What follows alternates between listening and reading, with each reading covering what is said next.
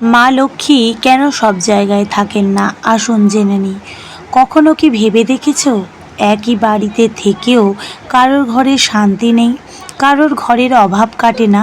কেন? অনেক যুগ আগে সমুদ্র মন্থনের সময় অমৃতের সাথে সাথে সমুদ্র থেকে আবির্ভূত হয়েছিলেন মা লক্ষ্মী। হাতে পদ্ম, চোখে করুণা, কিন্তু তার দৃষ্টি ছিল বিচারপূর্ণ। তিনি কাউকে সঙ্গে সঙ্গেই আশীর্বাদ করেননি, তিনি দেখছিলেন কে কেমন। যেখানে ছিল অহংকার সেখানে তিনি থামলেন না, যেখানে ছিল লোভ সেখান থেকে তিনি মুখ ফিরিয়ে নিলেন। শেষে তিনি গেলেন ভগবান বিষ্ণুর কাছে, কারণ মা লক্ষ্মী জানেন ধন যদি ভুল হাতে যায় তা আশীর্বাদ নয়, অভিশাপ হয়ে ওঠে। মা লক্ষ্মী থাকেন সেখানেই যেখানে পরিশ্রম আছে, যেখানে কর্ম আছে, যেখানে ধর্ম আছে।